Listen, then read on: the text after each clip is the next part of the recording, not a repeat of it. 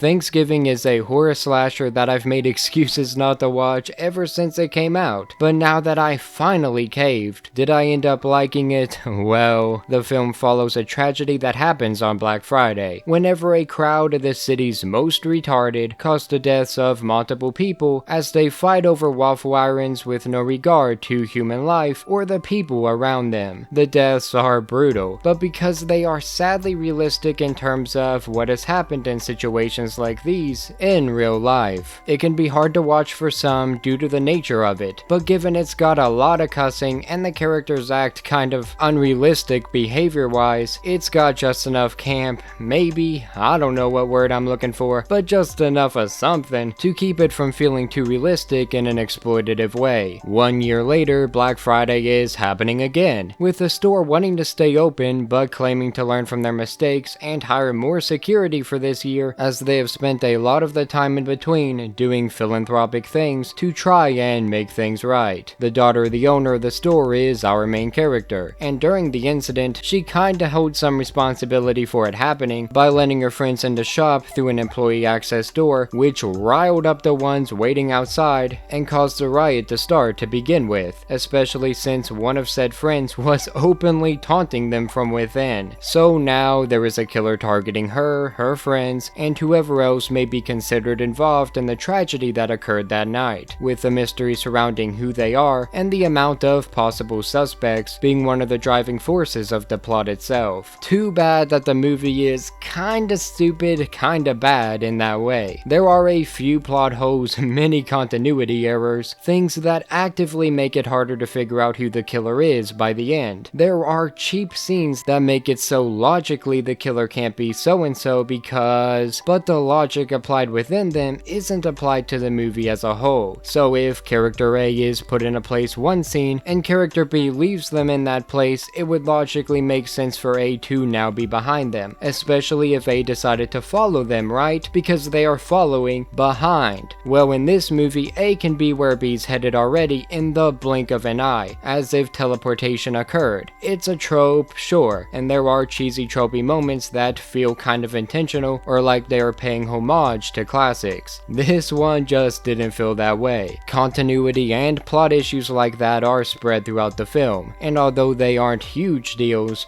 not like Black Friday deals, that one specifically was. It felt like a lazy way to keep a mystery going that was starting to become solved instead of just solving it for the audience but not for the characters in the film, which is how it should have went if they wanted to keep the same moment. If they wanted to keep a similar moment or outcome as what I'm talking about here. Trying not to spoil things. Anyway, aside from that, the acting is also very hit or miss. There are moments where the performances are good for most characters, and other moments where the emotional moments don't have the emotions they should due to the actors' voices and expressions not succeeding in conveying them. It's not a huge deal. With all the cheese and leaps in logic, it could honestly pass as a satirical film if they went that route, but they would have had to have went all in, and they didn't. So if you turn your brain off and try not to analyze it, it's a fun ride, I have to admit, even though the mystery aspect does make you want to analyze it, which is counterproductive and makes having to say turn your brain off feel kinda weird. Most of the characters I didn't like ended up getting what they had coming to them, but some died that I wish didn't as well. The balance was pretty good, and when certain character dynamics got broken up, the parts of those characters that were left actually grew into ones that I liked far more than I did before, which is not something I felt very often when watching slasher films. So when it's all said and done, I have to give them some credit for that. It's not easy to make the unlikable likable in such a short time, but they managed to do so here. The highlight of the film and the fun is the gore. There are some really gruesome moments. If you can't handle seeing the innards being